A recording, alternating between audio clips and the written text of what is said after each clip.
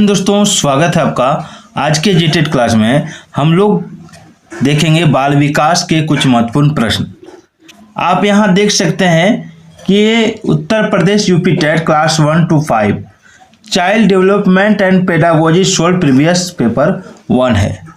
आप एक चीज़ जान लीजिए कि सारे स्टेट के टेट का सिलेबस 90% सेम होता है। 10% अलग हो सकता है, लेकिन 90% सेम होता है। इसको याद रखिएगा, ठीक है। तो चलिए उन्हीं प्रश्नों को देखेंगे जो बार बार परीक्षा में पूछा जाता है, जो आपके लिए रामबाण हो सकता है। तो चलिए स्टार्ट करते हैं। पहले लिखा है कि जब मानव शरीर के एक भाग को दिए गए प्रशिक्षण का अंतरण दूसरे भाग में हो जाता है तो उसे क्या कहते हैं। देखिए, जब मानव शरीर के एक भाग को दिए गए प्रशिक्षण का अंतरण दूसरे भाग में हो जाता है तो उसे क्या कहते हैं। तो उसे कहते हैं द्विपार्श्विक अंतरण। मानव शरीर को दो भाग में बांटा जा सकता है, दायां भाग और बायां भाग। जब एक भाग को प्रशिक्षण देते हैं और वो दूसरे भाग में उसका अंतरण हो जाता है तो वो कहलाता है आपका द्विपार्श्विक अंतरण। चलिए आगे, पियाजे मुख्य रूप से किसके अध्ययन के लिए जाने जाते हैं। पियाजे मुख्य रूप से किसके अध्ययन के लिए जाने जाते हैं। तो पियाजे जाने जाते हैं संज्ञानात्मक विकास के अध्ययन के लिए, संज्ञानात्मक विकास के अध्ययन के लिए, ठीक है। अगला सवाल देखिए। अगला, क्रिया प्रसूत अनुकूलन सिद्धांत का प्रतिपादन किसने किया था। क्रिया प्रसूत अनुकूलन सिद्धांत का प्रतिपादन किसने किया था। स्किनर ने किया था। किसने किया था? स्किनर ने। क्रिया प्रसूत अनुकूलन सिद्धांत का प्रतिपादन स्किनर ने किया था। इसको याद रखिएगा। आगे है, दिए हुए प्राप्तांकों के समूह में जो प्राप्तांक बहुधा सबसे अधिक बार आता है उसे क्या कहते हैं। उसे कहते हैं बहुलक, ठीक है। उसे क्या कहते हैं? बहुलक कहते हैं। चलिए, मानसिक आयु का प्रत्यय किसने दिया था। मानसिक आयु का प्रत्यय दिया था बीने साइमन ने। बीने साइमन ने। मानसिक आयु एक दूसरे तरह की आयु है जिसका प्रयोग बुद्धि मापने में मनोवैज्ञानिकों ने अधिक किया है, ठीक है। अब है, अल्बर्ट बंडूरा निम्न में से किस सिद्धांत से संबंधित थे।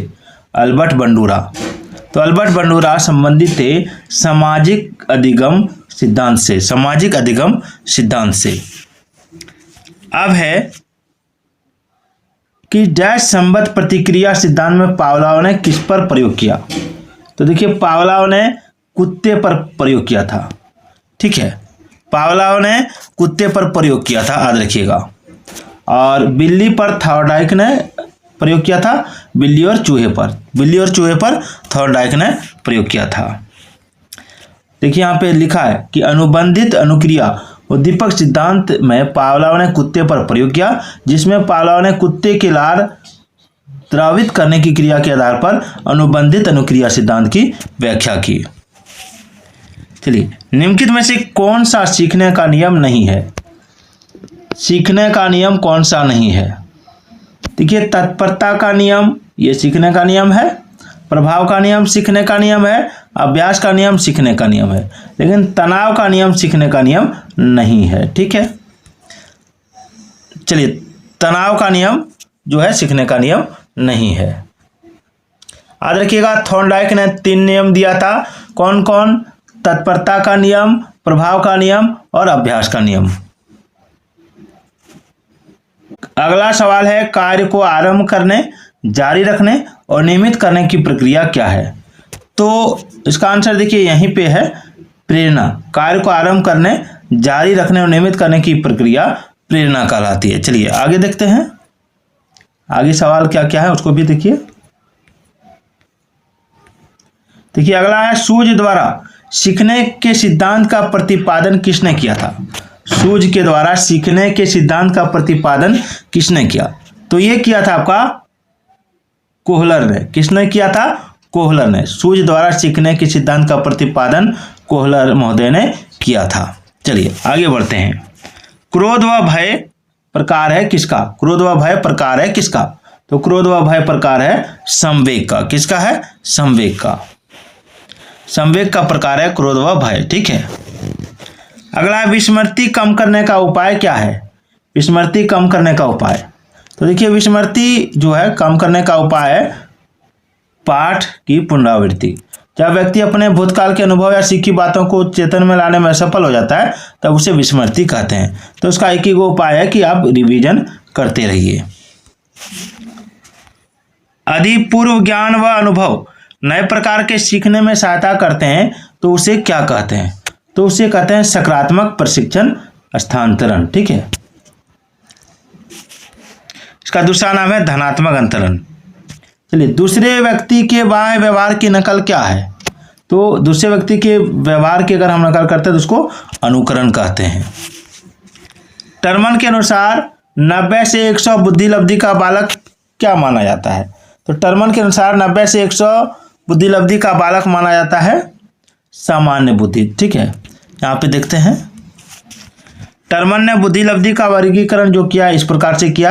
130 से अधिक प्रतिभाशाली बुद्धि, 121 से 130 प्रखर बुद्धि, 111 से 120 तिरु बुद्धि, 91 से 110 सामान्य बुद्धि, 81 से 90 मंद बुद्धि और 71 से 80 अल्प बुद्धि और 71 से कम जड़ बुद्धि।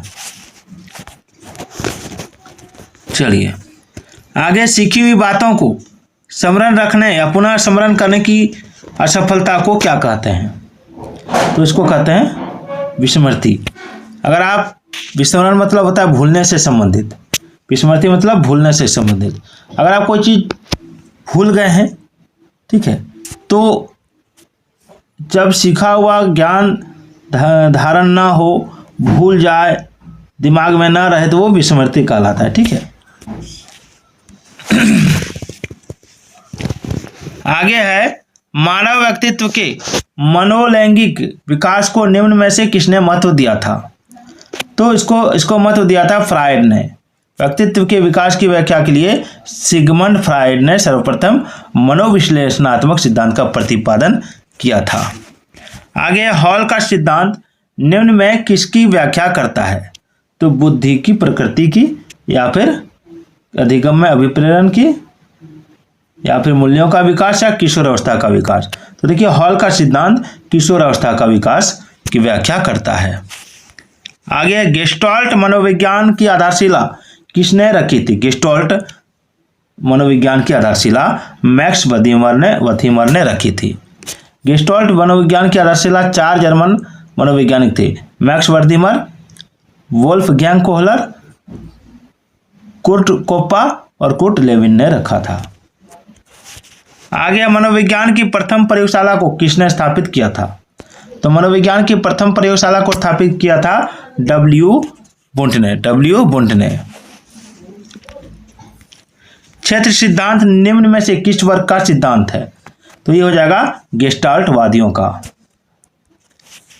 आगे, संगणन सिद्धांत निम्न में से किससे संबंधित है?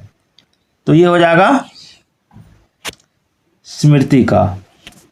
अगला सवाल, अभी कर्मायोजित अधिगम का प्रत्यय किसने दिया था? ऑप्शन है हल, थॉर्नडाइक और फिर यहां देखेंगे स्किनर या वाटसन। तो देखिए इसका आंसर होगा स्किनर। अभी कर्मायोजित अधिगम का अर्थ किसी योजना के अनुसार शिक्षण एवं अधिगम की क्रिया को साकार रूप प्रदान किया जाता है, और ये दिया था आपका स्किनर ने। अगला सवाल है, एक मिनट में थोड़ा इसको इधर कर लेता हूं। ठीक है। अगला सवाल है कि डैश बैटरी का प्रयोग निम्न में से किसके मापन हेतु किया जाता है? तो देखिए, बुद्धि बैटरी का प्रयोग। ठीक है, बुद्धि भाटिया बैटरी बुद्धि मापने के लिए प्रयोग किया जाता है। संज्ञान किस बुद्धि के सिद्धांत का हिस्सा है? संज्ञान, तो देखिए संज्ञान जो है ये गिलफोर्ड के सिद्धांत का हिस्सा है। आगे है, व्यवहारिक क्षमताओं में वह सापेक्ष स्थायी परिवर्तन जो कि प्रचलित अभ्यास का परिणाम होता है उसे क्या कहते हैं? उसे कहते हैं अधिगम।